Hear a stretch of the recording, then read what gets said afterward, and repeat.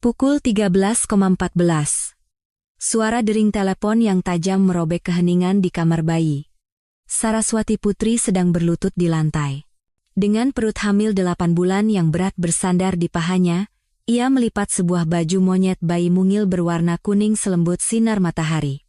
Ia tersenyum, membayangkan wajah mungil putranya yang akan mengenakan pakaian itu, lalu telepon berdering lagi. Sambil menopang punggung bawahnya dengan satu tangan, ia susah payah berdiri.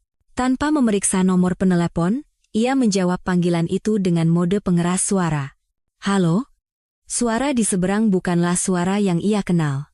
Suara pria bernada rendah dan formal itu membuat bulu kuduk di lengannya meremang. Apakah ini dengan Ibu Saraswati Putri? Iya, saya sendiri. Saya Bribka Budi dari Patroli Jalan Raya. Suami Anda, Bapak Surya Aditama, mengalami kecelakaan lalu lintas di Jalan Tol Cikampek arah Jakarta. Udara di dalam paru-parunya seakan membeku. Baju monyet kuning yang dipegangnya meluncur jatuh ke lantai.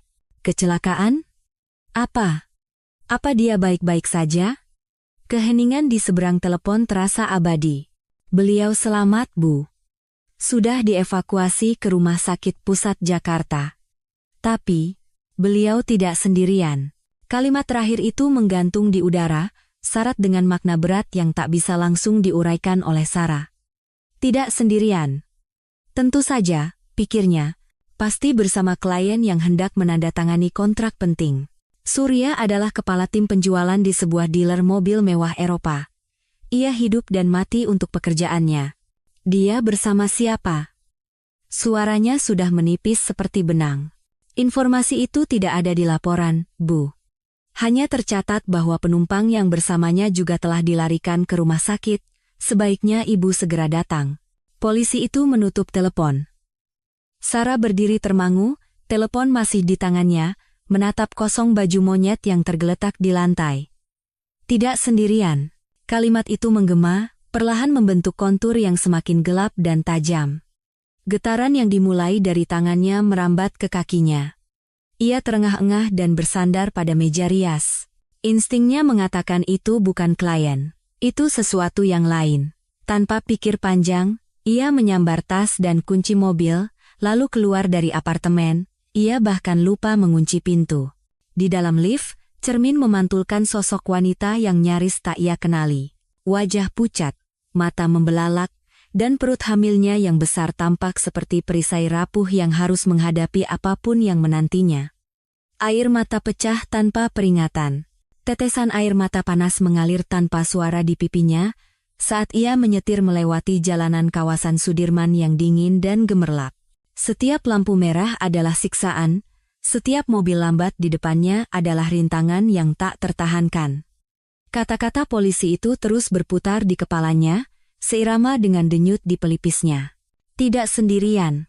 Rumah Sakit Pusat Jakarta adalah sebuah kekacauan jas putih, bunyi mesin, dan suara-suara sibuk. Bau antiseptik yang menyengat seketika membuatnya mual. Dengan jantung yang berdebar kencang di tulang rusuknya, ia menghampiri meja resepsionis. Suami saya, Surya Aditama, korban kecelakaan lalu lintas. Seorang petugas resepsionis dengan mata lelah mengetik nama itu ke komputer tanpa tergesa-gesa. Beliau ada di unit gawat darurat, zona B. Silakan bicara dengan kepala perawat Rina di pos perawat di ujung koridor. Sarah mengangguk berterima kasih dan berjalan menyusuri koridor. Ia bisa merasakan tatapan iba dari orang-orang yang berpapasan dengannya. Wanita hamil, istri yang putus asa. Setiap langkah terasa berat. Koridor itu seolah tak berujung.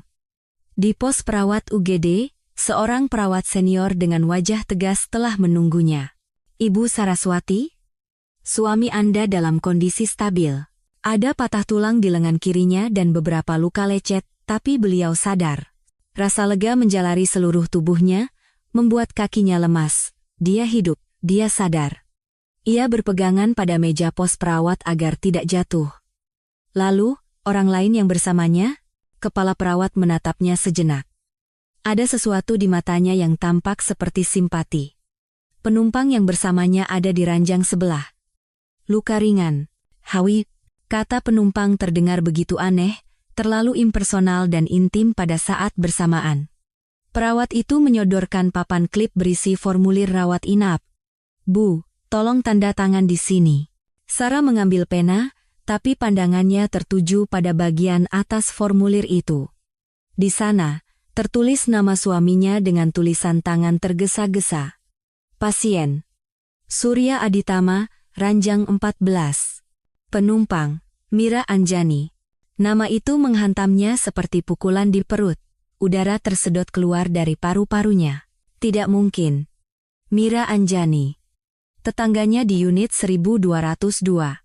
Instruktur Pilates dengan senyum ramah. Wanita dengan suami yang pendiam.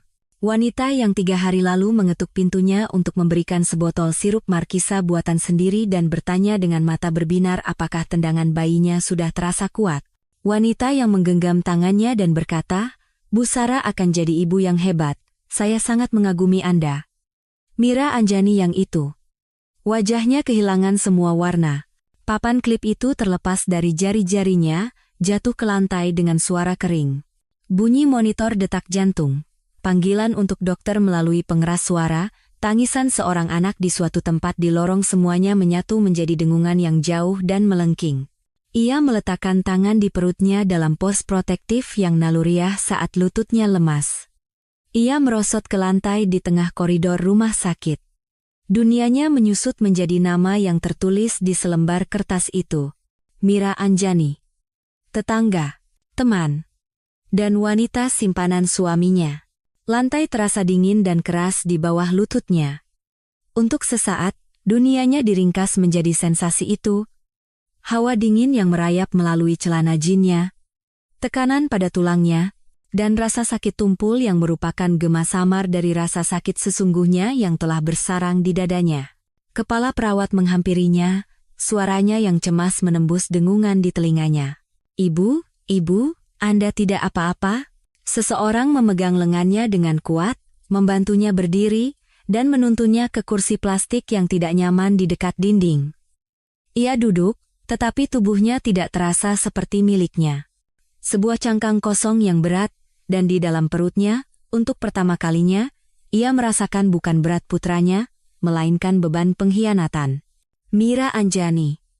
Nama itu adalah racun yang menyebar melalui nadinya.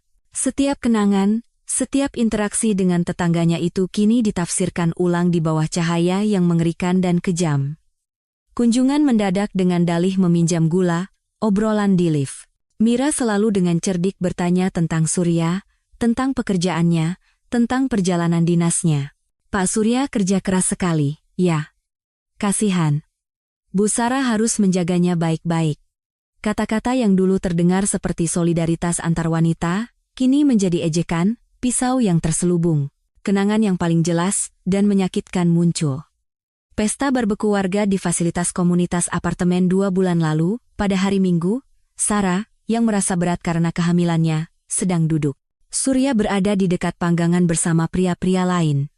Mira datang dan duduk di sampingnya, meletakkan tangannya di perut Sarah. "Boleh saya sentuh?" tanyanya dengan kelembutan yang kini membuatnya mual. Lalu, sambil menatap lurus ke mata Sarah, ia berkata, "Ini ikatan yang ajaib, ya. Antara ibu dan anak. Tidak ada yang bisa memutuskannya." Sekarang, duduk di koridor rumah sakit, Sarah memahami kedalaman kebohongan itu. Ini bukan sekadar perselingkuhan, bukan sebuah kesalahan. Ini adalah sandiwara kejam yang dipentaskan tepat di depan hidungnya, di tempat yang ia sebut rumah. Tetangganya itu tidak ingin menjadi temannya, ia ingin menonton hidupnya dari barisan depan. Mungkin untuk membandingkan, mungkin karena kepalsuan murni. Setiap pertanyaan tentang kehamilan, setiap nasihat tentang vitamin dan morning sickness, bukanlah empati, melainkan pengumpulan informasi. Itu adalah cara untuk mengukur medan, untuk mengukur seberapa tidak sadarnya seorang istri yang sedang hamil terhadap dunia kebohongan yang dibangun oleh suaminya. Seorang dokter wanita muda dengan kacamata berbingkai tipis dan ekspresi serius berdiri di depannya. "Ibu Saraswati?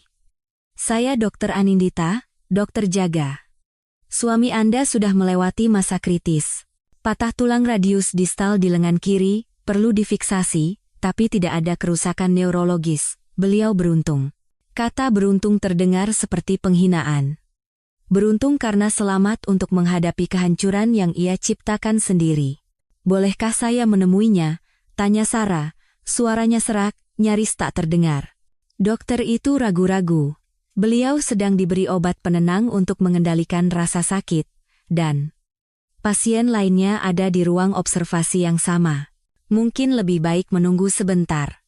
Tidak, kata Sarah dengan ketegasan yang mengejutkan dirinya sendiri. Saya ingin melihatnya sekarang. Dokter itu mengamatinya, tatapan profesionalnya mencoba menguraikan apa yang ada di balik tekad dingin itu. Ia melihat perut buncitnya, wajahnya yang pucat, dan matanya yang tidak lagi meneteskan air mata tetapi menampung badai. Lalu ia mengangguk. Baiklah, lewat sini. Ruang observasi hanya dipisahkan dari koridor oleh sebuah tirai hijau. Dokter menyibakkan tirai itu, menampakkan pemandangan di dalamnya. 2 ranjang dorong diletakkan berdampingan. Di sebelah kanan, Surya. Lengan kirinya terbalut gips putih, ada luka gores di wajahnya, dan matanya terpejam di bawah pengaruh obat penenang. Bahkan dalam keadaan tidak sadar, ekspresinya tampak tersiksa oleh rasa bersalah. Di ranjang kiri, kurang dari 2 meter darinya, ada Mira. Ia memiliki plester di dekat garis rambut di dahinya dan menatap langit-langit dengan mata kosong. Ia tidak melihat Sarah masuk, tenggelam dalam dunianya sendiri yang penuh rasa sakit dan konsekuensi. Sarah berhenti di ambang pintu, seperti patung es. Udara terasa kental dan berat, sulit untuk bernapas. Mereka di sana, bersama-sama. Berbaring berdampingan, bukti hidup dari kebohongan yang mendefinisikan hidupnya. Pria yang berbagi ranjang, mimpi, dan calon putra dengannya, dan wanita yang memberinya sirup markisa buatan sendiri dan nasihat kehamilan. Keintiman pemandangan itu lebih merusak daripada pengakuan apapun. Mereka bukan sekadar sepasang kekasih, mereka berbagi kecelakaan, rumah sakit, ranjang, dan takdir. Mereka adalah satu unit, dan dialah orang luar, orang asing yang tidak cocok dalam persamaan pengkhianatan itu. Kemudian Mira perlahan menoleh, dan matanya bertemu dengan mata Sarah. Ada pengenalan seketika, diikuti oleh gelombang kengerian yang menyelimuti wajahnya. Bibir Mira terbuka, tetapi tidak ada suara yang keluar. Seperti ikan yang terdampar, megap-megap mencari udara yang telah dicuri oleh kebenaran. Kengerian di wajahnya jelek dan tanpa filter. Tidak ada penyesalan di sana, hanya ketakutan karena tertangkap basah. Dalam tatapan itu, Sarah tidak melihat tetangga yang tersenyum, instruktur pilates, atau teman. Ia melihat seorang predator yang terpojok. Sarah tidak berpaling. Ia menahan tatapan itu, merasakan kekuatan yang dingin dan tajam menguasai dirinya. Tidak ada ruang untuk tangisan, jeritan, atau keputusasaan yang telah menelannya beberapa menit yang lalu, hanya ada kejernihan yang brutal. Ia melangkah maju ke dalam ruangan, 1 langkah, lalu 1 lagi. Setiap gerakan terasa disengaja dan berat. Ia berhenti di samping ranjang Surya, tetapi tidak memandangnya. Matanya masih terpaku pada Mira. Anda tidak sendirian, rupanya, kata Sarah. Suaranya rendah tetapi bergema di keheningan ruangan. Ia mengulangi kata-kata polisi itu, mengembalikannya ke sumbernya. Kalimat itu menghantam Mira seperti tamparan. Wanita itu tersentak, mengalihkan pandangannya ke spray putih seolah-olah ia bisa bersembunyi di sana. Bu Sarah, saya. Ia memulai, suaranya bisikan yang pecah. Tidak, potong Sarah dengan nada dingin. Jangan berani-berani menyebut nama saya. Keheningan yang menyusul hanya dipecahkan oleh bunyi bip teratur dari monitor jantung Surya. Suara mekanis dan konstan itu menandai waktu dalam realitas baru yang mengerikan ini. Sarah berbalik dan, untuk pertama kalinya, memandang suaminya, pria yang ia cintai, atau yang ia pikir ia cintai, ayah dari putranya. Bahkan wajahnya yang sedang beristirahat tampak seperti wajah orang asing. Ciri-ciri wajah yang ia kenal baik, yang ia cium setiap pagi, kini ternoda oleh kebohongan. Ia mengulurkan tangan tetapi berhenti beberapa sentimeter dari wajahnya, ia tidak lagi berhak menyentuhnya. Apa yang mereka miliki, apa yang mereka bangun, telah hancur berkeping-keping di dalam sebuah mobil mewah di jalan tol Cikampek, dengan tetangganya di kursi penumpang. Ia mundur dari ranjang, tubuhnya kaku. Adrenalin yang menopangnya mulai memudar, digantikan oleh kelelahan mendalam yang berasal dari jiwanya. Perutnya terasa berat, dan rasa sakit yang tajam di punggung bawahnya membuatnya menahan napas. Bayinya menendang dengan keras, seolah memprotes penderitaan di sekelilingnya. Ia meletakkan tangan di atas perutnya, sebuah gestur perlindungan dan solidaritas pada saat itu. Sekarang hanya mereka berdua. Ia berbalik untuk pergi, tetapi berhenti di ambang pintu. Ada satu hal lagi yang harus dilakukan, satu langkah terakhir yang harus diambil di papan catur penderitaan ini. Ia mengeluarkan ponsel dari tasnya. Tangannya sedikit gemetar.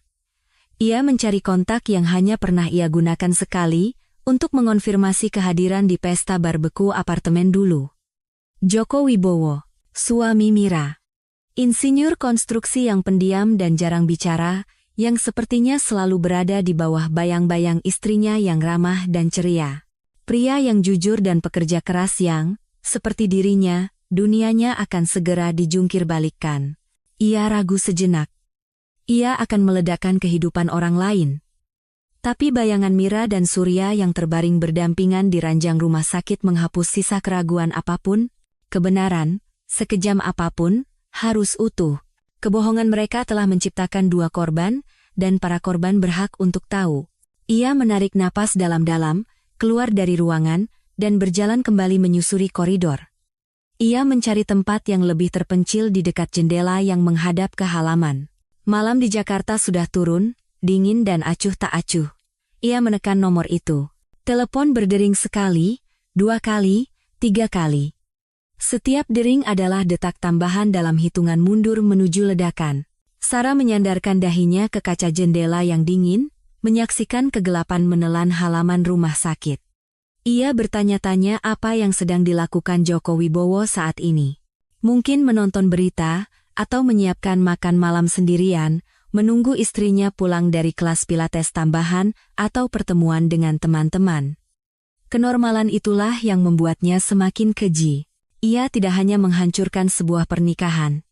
Ia merobek tatanan keseharian seorang pria yang, hingga saat itu, mungkin percaya bahwa ia menjalani kehidupan yang biasa dan aman. Akhirnya, panggilan itu tersambung. Suara di seberang persis seperti yang ia ingat, rendah, sedikit lelah, dan tanpa aksen. "Halo?" Sarah menelan rasa logam di mulutnya. Ia harus lugas, dingin. Emosi sekecil apapun dalam suaranya bisa disalahartikan sebagai histeria atau kebingungan. "Mas Joko, ini Sarah dari unit 1201. Ada jeda singkat waktu baginya untuk memproses siapa yang menelepon pada jam segini, mengapa tetangganya yang sedang hamil dari lantai bawah menelepon. Bu Sarah, ada apa?" Kekhawatiran dalam suaranya tulus. Mungkin ia membayangkan ada masalah dengan kehamilannya, keadaan darurat. Ironisnya hampir tak tertahankan. "Anda harus datang ke Rumah Sakit Pusat Jakarta sekarang," katanya, kata-katanya keluar dengan kaku, nyaris seperti mesin. "Ini tentang Mbak Mira." Keheningan yang menyusul tidak seperti keheningan lain yang pernah didengar Sarah. Itu bukan jeda untuk berpikir. Itu adalah ruang hampa yang padat dan berat, di mana semua kemungkinan mengerikan mekar sekaligus.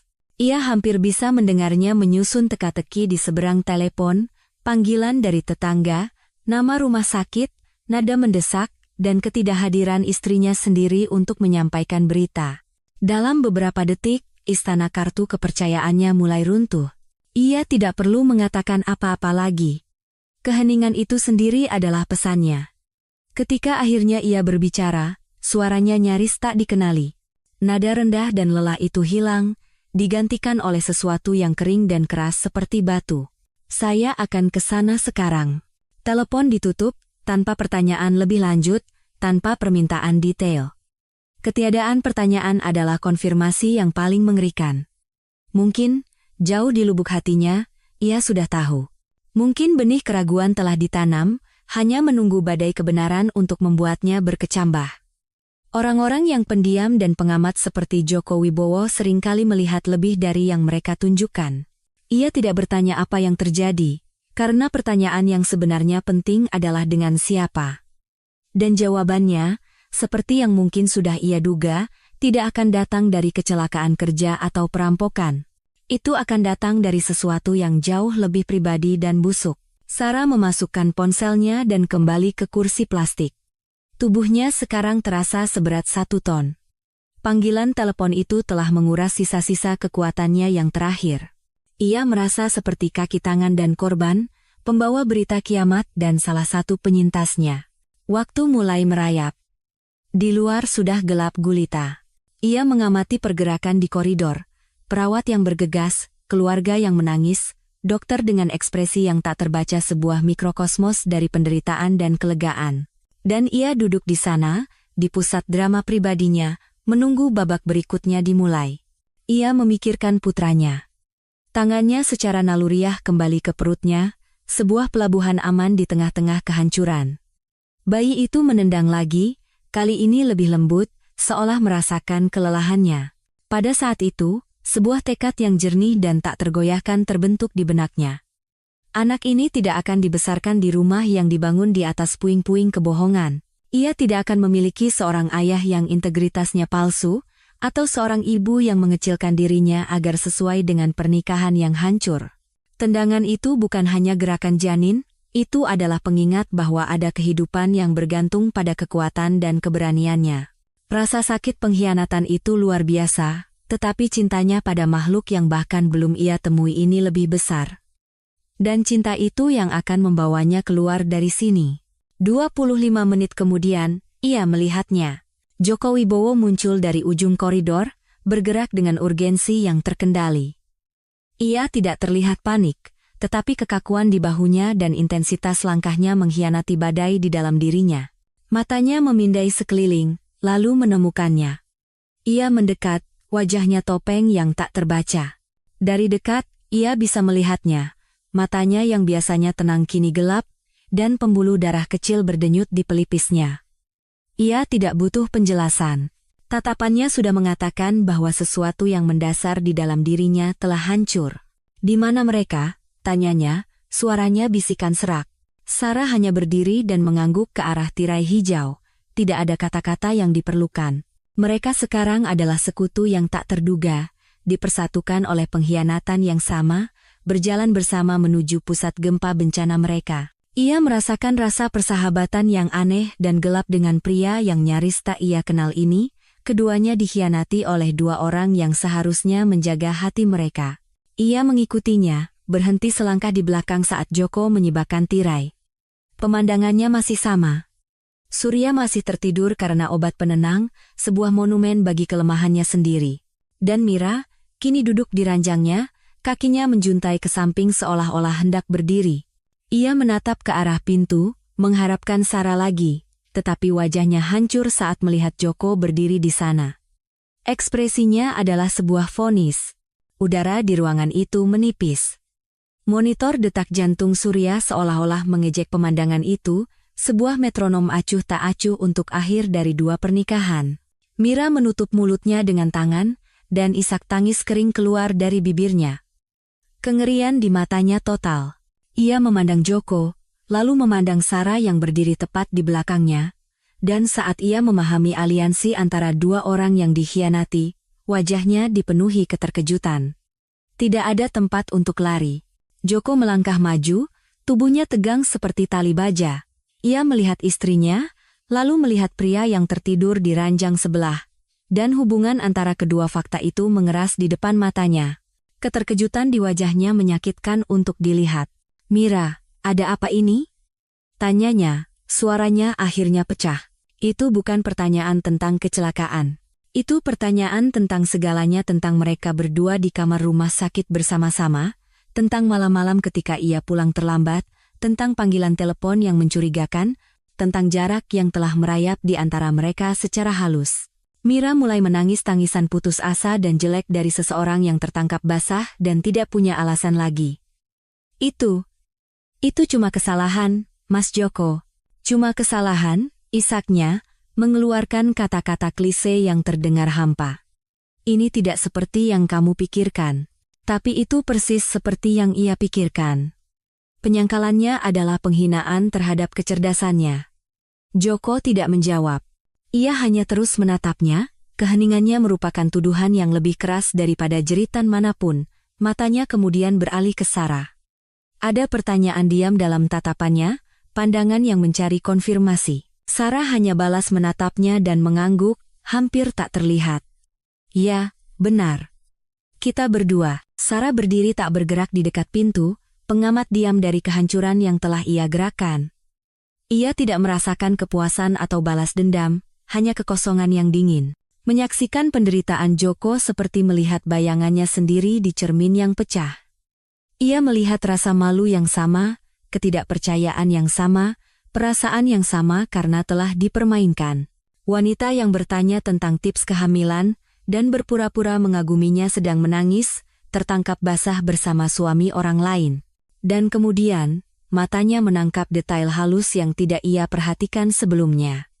Cara Mira duduk, bagaimana tangannya secara naluriah berada di atas perutnya. Sebuah kecurigaan yang mengerikan dan tidak mungkin mulai terbentuk di benak Sarah, kecurigaan yang membuat seluruh situasi ini menjadi lebih aneh dan rumit. Tatapan Sarah terpaku pada gestur Mira yang hampir tidak disadari. Tangannya, yang sebelumnya meronta-ronta dalam keputusasaan, kini tergeletak protektif di perut bagian bawahnya. Itu adalah gerakan yang telah begitu dikenal Sarah selama beberapa bulan terakhir, sebuah refleks yang telah menjadi bagian dari dirinya. Otak Sarah, yang sudah bekerja terlalu keras, mulai menghubungkan titik-titik yang sebelumnya tampak acak. Pertanyaan Mira yang tak henti-hentinya tentang kehamilan awal. Keingintahuannya tentang jenis vitamin prenatal. Percakapan tentang nama bayi yang pernah dimulai Mira di lift. Menyamarkannya sebagai keingintahuan sederhana tentang pilihan Sarah.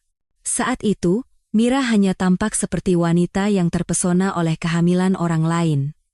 Sekarang, di bawah cahaya lampu neon rumah sakit yang dingin dan kejam, itu mengambil makna baru yang mengerikan. Wanita yang bertanya tentang tips kehamilan, sedang hamil. Kesadaran itu tidak datang seperti sambaran petir, melainkan seperti rembesan air es yang lambat dan melumpuhkan. Udara tampak semakin menipis. Tangisan Mira, kata-kata Joko yang hancur, bunyi bip monitor jantung yang stabil semuanya menjadi latar belakang bagi dengungan kebenaran baru yang memekakan telinga di benaknya. Ia melihat perut Mira, tersembunyi di bawah gaun rumah sakit yang longgar. Tidak ada tonjolan yang terlihat seperti miliknya, tetapi ada kepenuhan tertentu, postur tubuh yang ia kenali, awalnya. Rahasia yang disimpan Mira bukan hanya perselingkuhan, tetapi buah dari perselingkuhan itu. Joko, yang tenggelam dalam penderitaannya sendiri, tidak menyadari kemana arah tatapan Sarah. Ia melangkah lebih dekat ke istrinya, amarah mulai menggantikan keterkejutan. Kesalahan, ulangnya, suaranya rendah dan berbahaya. Kesalahan itu salah belok Mira. Kesalahan itu lupa bayar tagihan. Berada di dalam mobil dengan suami tetanggamu di kota lain, itu bukan kesalahan. Itu pilihan. Pilihan yang kamu buat setiap hari. Setiap kata adalah pukulan. Mira meringis, wajahnya basah oleh air mata. Bukan begitu. Aku mau memberitahumu, ia berbohong dengan lemah, mencari-cari tali penyelamat di tengah reruntuhan. Memberitahuku apa? Desak Joko, suaranya meninggi. Bahwa kamu selingkuh? Atau kamu mau menunggu sampai pria itu menceraikan istrinya yang sedang hamil sebelum memberitahuku? Penyebutan kehamilan Sarah menggantung di udara. Joko melirik Sarah sejenak, dan baru saat itulah seluruh kekejaman situasi itu sepertinya menghantamnya. Ini bukan hanya pengkhianatan antara dua pasangan, ini adalah pengkhianatan yang dilakukan pada seorang wanita di saat-saat paling rentannya. Ekspresinya mengeras lebih jauh, penghinaan menggantikan amarah. Saat itulah Surya, di ranjang sebelah, mulai bergerak. Efek obat penenang memudar. Ia mengeluarkan erangan rendah dan dalam, lalu perlahan membuka matanya. Ia mengerjap, menyesuaikan diri dengan cahaya. Pemandangan pertamanya adalah langit-langit putih. Pemandangan keduanya, saat ia menoleh, adalah dunianya yang sedang runtuh. Ia melihat Mira yang menangis, Joko yang berdiri tegang seperti binatang sebelum menyerang, dan akhirnya, ia melihat Sarah, berdiri tak bergerak di dekat pintu, wajahnya kanvas kosong tempat ia bisa memproyeksikan semua rasa bersalahnya. Sarah, bisiknya, nama itu keluar dengan susah payah. Sarah tidak menjawab. Ia hanya mengamatinya, matanya kosong dari emosi apapun yang bisa ia kenali, di mana ia mengharapkan kemarahan atau air mata, ia hanya menemukan kekosongan. Dan kekosongan itu jauh lebih mengerikan. Kehadiran Surya, yang kini sadar, mengubah dinamika ruangan. Joko berbalik ke arahnya, target baru untuk amarahnya. "Kamu," katanya, suaranya syarat dengan rasa jijik. "Kamu masuk ke rumahku, menjabat tanganku, makan di mejaku, dan di belakangku, kamu bermain-main dengan istriku." Surya mencoba untuk duduk, tetapi meringis kesakitan karena lengannya dan mundur. "Mas Joko, tenang dulu, kita bisa bicarakan ini."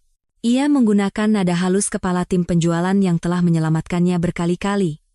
Tetapi di sini, dalam situasi ini, kata-kata itu terdengar menyedihkan. "Bicarakan." Joko tertawa, suara kering tanpa humor. "Tidak ada yang perlu dibicarakan. Pemandangan di sini sudah menjelaskan semuanya." Ia berbalik lagi ke Mira, fokusnya kembali ke sumber penderitaannya. "Sudah selesai Mira, kemasi barang-barangmu, aku tidak mau melihatmu lagi." Saat itulah keputusasaan Mira mencapai puncaknya. Dihadapkan dengan ancaman kehilangan suaminya, rumahnya, stabilitasnya segalanya, ia memainkan kartu terakhirnya, yang paling mengerikan. "Kamu tidak bisa melakukan ini," teriaknya tajam. "Mas Joko, aku hamil." Keheningan yang turun di ruangan itu mutlak, begitu dalam sehingga bunyi bip monitor terdengar seperti jeritan. Joko membeku, kepalanya perlahan berbalik ke arahnya, ekspresinya benar-benar tidak percaya. Di ranjang lain, mata Surya membelalak, keterkejutan terukir di wajahnya. Dia juga tidak tahu. Itu adalah bagian dari rahasia yang disimpan Mira untuk dirinya sendiri. Sarah memejamkan matanya sejenak. Jadi itu benar. Kecurigaannya terkonfirmasi dengan cara yang paling kejam. Ia merasa lantai di bawahnya menghilang, tetapi tubuhnya tetap berdiri. Adrenalin melonjak kembali dengan kekuatan penuh, gelombang energi dingin yang menopangnya untuk menyaksikan babak terakhir dari tragedi ini. Joko memandang perut Mira, lalu kembali ke wajahnya, pikirannya bekerja dengan liar, mencoba memproses informasi itu, mencoba mencocokkannya ke dalam garis waktu pengkhianatan. "Hamil." Ulangnya. Kata itu asing di mulutnya. Sesuatu yang dalam keadaan lain mungkin merupakan kegembiraan, berkilat di matanya tetapi segera padam oleh racun kecurigaan. Ia memandang Surya, lalu kembali ke Mira. Pertanyaan itu tidak perlu diucapkan, itu terukir di setiap ototnya yang tegang. "Ini anakmu, Mas Joko." "Tentu saja ini anakmu," kata Mira cepat, suaranya meluncur karena ingin meyakinkannya. Kita kan sudah mencoba." "Ingat, ini anakmu, aku bersumpah." Tapi sumpah itu terdengar palsu. Benih ketidakpercayaan, sekali ditanam, adalah rumput liar, yang tidak bisa dicabut. Fakta bahwa ia menyembunyikan kehamilannya sampai saat putus asa ini, adalah bukti bahwa ada sesuatu yang salah. Ia tidak membagikan berita itu dengan gembira. Ia menggunakannya sebagai perisai, sebagai senjata pemerasan emosional. Sementara itu, Surya menjadi pucat pasi. Ia memandang Mira, perutnya, lalu Sarah.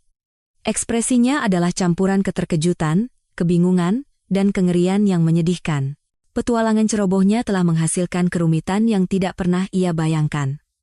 Seorang anak, mungkin anaknya, tumbuh di dalam rahim istri pria lain, sementara istrinya sendiri mengandung ahli warisnya yang sah. Simetri itu mengerikan. Sarah mengamati pemandangan itu dengan perasaan aneh yang jauh, seolah-olah sedang menonton film. Ia melihat bidak-bidak bergerak, aliansi pecah, dan kebohongan menumpuk di atas kebohongan lain. Ia melihat perangkap yang telah dibuat Mira untuk dirinya sendiri. Dengan mencoba mempertahankan suaminya dengan berita kehamilan, ia hanya menyalakan sumbu bom yang jauh lebih besar, bom paternitas. Joko tidak mengatakan apa-apa lagi. Ia menatap wanita yang menangis di ranjang itu untuk terakhir kalinya, lalu menatap pria yang menjadi penyebab kehancurannya. Ada kekalahan di matanya, pengakuan pahit bahwa tidak ada yang bisa diselamatkan. Ia berbalik dengan gerakan kaku orang yang jauh lebih tua, dan berjalan menuju pintu. Ia melewati Sarah tanpa memandangnya, tetapi untuk sesaat bahunya merosot, dan Sarah merasakan beban penderitaan mereka yang sama. Lalu ia pergi, meninggalkan keheningan dan puing-puing dua kehidupan. Hanya ada 3 orang yang tersisa di ruangan itu. Segitiga cinta yang kini terungkap sepenuhnya dalam segala keburukannya. Mira terisak tanpa suara. Surya menatap kehampaan, lengannya yang patah adalah yang terkecil dari penderitaannya, dan Sarah. Sarah akhirnya bergerak. Ia berjalan perlahan ke ranjang Surya. Ia menatapnya. Permohonan terlihat jelas di wajahnya. Sarah, tolong. Maafkan aku. Aku bisa jelaskan. Ia memandangnya, bukan dengan kebencian, tetapi dengan rasa ingin tahu klinis, seolah-olah seorang ilmuwan sedang mengamati spesimen. Jelaskan apa, Surya? Tanyanya, suaranya tenang dan datar. Jelaskan bagaimana kamu mengkhianatiku, atau bagaimana kamu berselingkuh dengan tetanggaku yang berpura-pura menjadi temanku? Atau mungkin kamu ingin menjelaskan bagaimana kamu tega melakukan itu saat aku mengandung anakmu, dan sekarang ini? Tatapannya beralih ke Mira, yang meringis di bawah beban tatapan itu.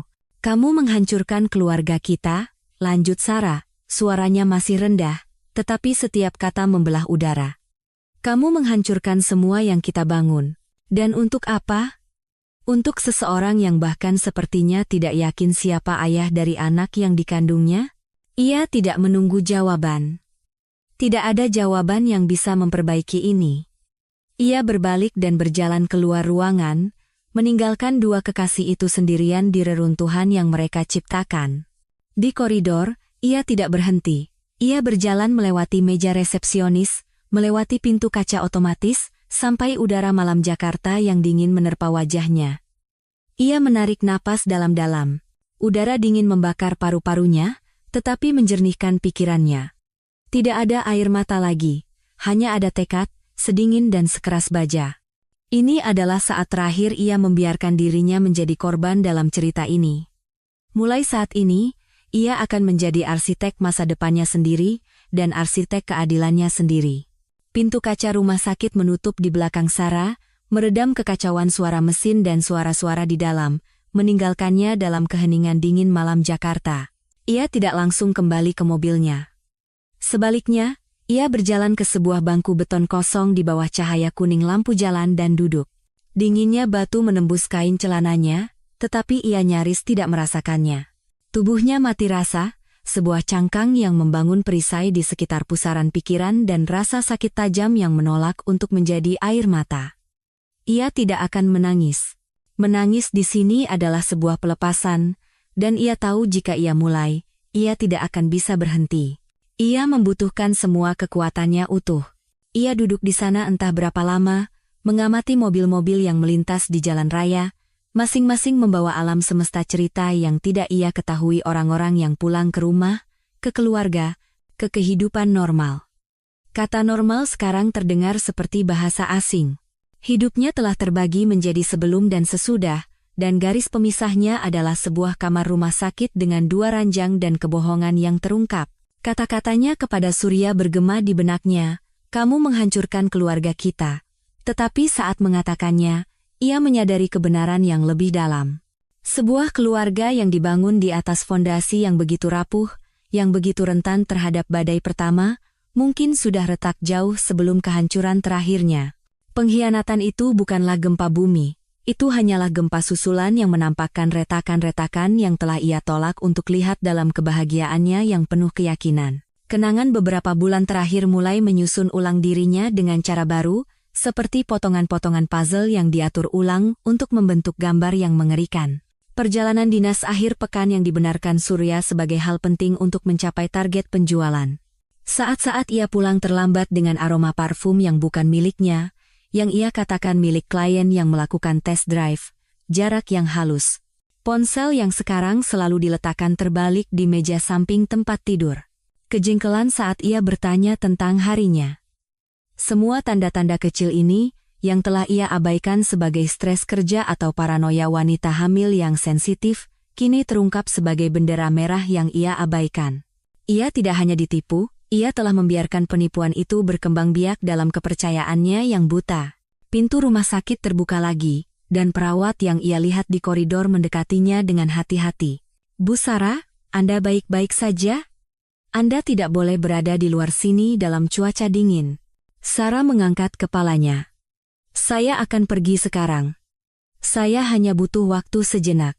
Perawat itu ragu-ragu, simpati profesionalnya berbenturan dengan keengganan untuk mencampuri urusan. "Suami Anda terus mencari Anda." Beliau sangat gelisah. Sarah merasakan gelombang jijik. Gelisah. Seolah-olah kenyamanannya adalah prioritas dalam hal apapun. "Katakan padanya saya sudah pulang," jawabnya dengan suara tegas. "Dan, pasien yang satunya," lanjut perawat itu, merendahkan suaranya, "suaminya kembali. Dia sedang berbicara dengan pekerja sosial sekarang." Berita itu menghantamnya dengan rasa ingin tahu yang mengerikan. Joko Wibowo telah kembali. Pria yang telah pergi dalam keadaan hancur, tanpa menoleh ke belakang, telah kembali ke pusat penderitaan. Mungkin karena rasa tanggung jawab, mungkin karena kebutuhan akan penutupan formal, atau mungkin karena kata-kata mengerikan yang telah dilemparkan Mira ke udara, hamil. Seorang anak, bahkan yang asal-usulnya diragukan, menciptakan ikatan yang tidak bisa diputuskan dengan sekadar berpaling. Didorong oleh dorongan yang tidak ia pahami sepenuhnya, Sarah berdiri. Ia tidak akan pulang. Belum. Ada satu babak terakhir malam itu yang perlu ia saksikan. Ia masuk kembali ke rumah sakit, tetapi bukan ke UGD. Ia menuju ke ruang tunggu kecil di dekat kantor pekerja sosial, arah yang ditunjukkan perawat dengan anggukan. Dari jarak yang aman, tersembunyi oleh arsitektur impersonal koridor, ia bisa melihat pemandangan itu melalui jendela kaca. Joko duduk di kursi, tubuhnya membungkuk ke depan, siku di lutut, kepala di tangan. Mira duduk di seberangnya, dan di antara mereka ada seorang pekerja sosial wanita yang tampak lelah, mencoba menengahi hal yang mustahil. Suara Mira adalah bisikan memohon, terdengar bahkan melalui kaca. Ia memberi isyarat, menangis, menunjuk ke perutnya. Dan di sanalah, di ruangan steril itu, di bawah cahaya dingin, lapisan terakhir kebenaran terkelupas. Nantinya, seorang dokter, teman keluarga yang dihubungi Sarah dalam kejernihannya di tengah keputusasaan, akan memberinya detail dari apa yang dibicarakan di ruangan itu. Di bawah tekanan kehilangan yang akan datang, pengakuan Mira adalah campuran yang menyedihkan dari setengah kebenaran dan manipulasi. Ia mengakui bahwa hubungannya dengan Surya bukanlah hal baru. Ada hubungan singkat bertahun-tahun yang lalu, tak lama setelah mereka pindah ke gedung itu, yang keduanya telah sepakat untuk akhiri. Tetapi percikan itu, menurutnya, menyala kembali beberapa bulan yang lalu. Dan detail yang paling kejam, pukulan terakhir bagi kepercayaan Joko, adalah garis waktunya. Ia mengaku mendekati Surya lagi setelah ia mengetahui bahwa ia hamil. Anak itu, ia bersumpah berulang kali, adalah anak Joko. Kehamilan itu terjadi pada periode ketika mereka secara aktif mencoba untuk menyelamatkan pernikahan mereka yang sudah diam-diam hancur. Tetapi ketika ia mengetahui kehamilannya, alih-alih mendekati suaminya lagi, ia panik, merasa tercekik, dan mencari Surya untuk mendapatkan adrenalin dan perhatian yang ia rasa kurang di rumah.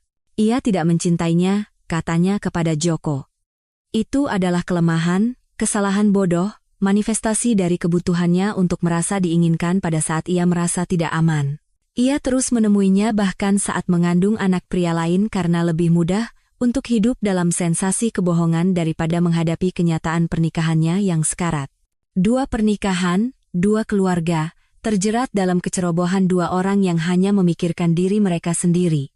Surya, mencari sensasi di luar pernikahannya dengan seorang istri yang sedang hamil, dan Mira, menggunakan kekasih sebagai plester untuk luka-luka dalam hubungannya sendiri, bahkan saat ia mengandung anak yang pantas mendapatkan yang lebih baik.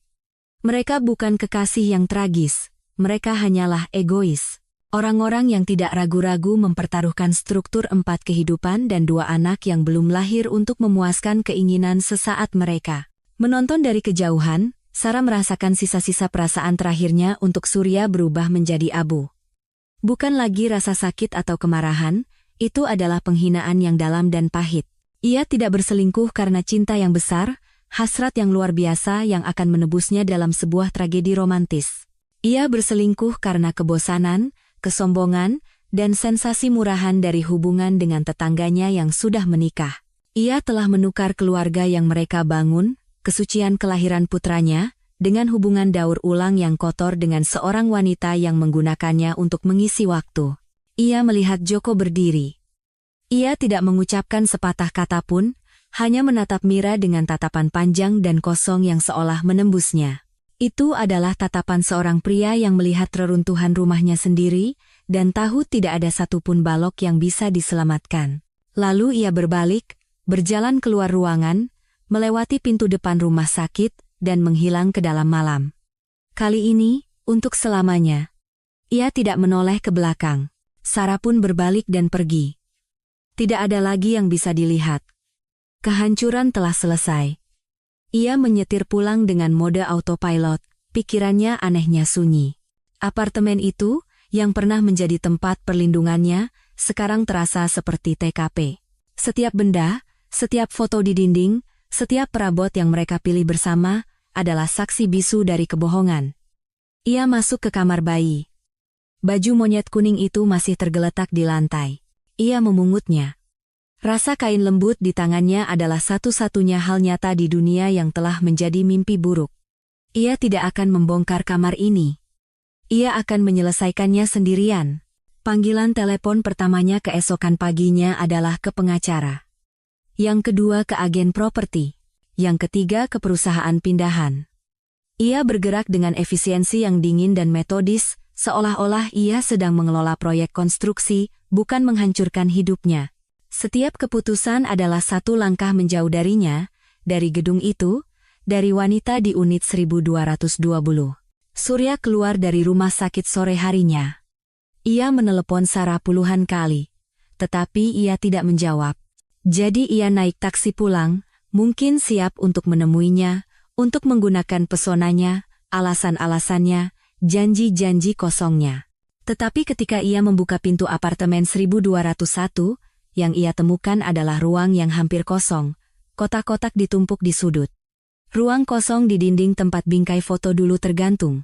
Gema dari kehidupan yang tidak ada lagi. Di atas meja kopi kaca, satu-satunya perabot yang tersisa di ruang tamu, ada sebuah amplop coklat, namanya Surya Aditama, tertulis dengan tulisan tangan Sarah yang elegan. Dengan tangan gemetar, lengannya yang sehat berjuang melawan gips yang membebat lengan lainnya, ia membukanya. Tidak ada surat kebencian atau penderitaan dari istrinya, hanya ada 3 item. Yang pertama adalah salinan laporan kecelakaan yang telah diperoleh pengacara Sarah, dengan penyebabnya mengebut di jalan basah di Lingkari. Yang kedua adalah salinan foto USG terakhir putra mereka, gambar hitam putih dari profilnya yang sempurna, kehidupan yang berdenyut tidak peduli dengan keburukan ayahnya. Dan yang ketiga adalah sebuah catatan kecil dengan satu kalimat, "Saat kamu sibuk berbohong, aku belajar untuk hidup." Tidak ada tanda tangan. Tidak perlu.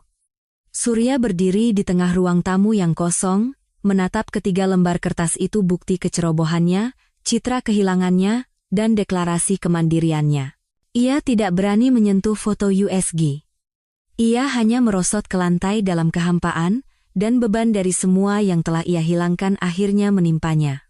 Perceraian itu cepat, sebuah proses yang efisien secara brutal. Sarah menginstruksikan pengacaranya untuk tidak bernegosiasi, hanya mengeksekusi.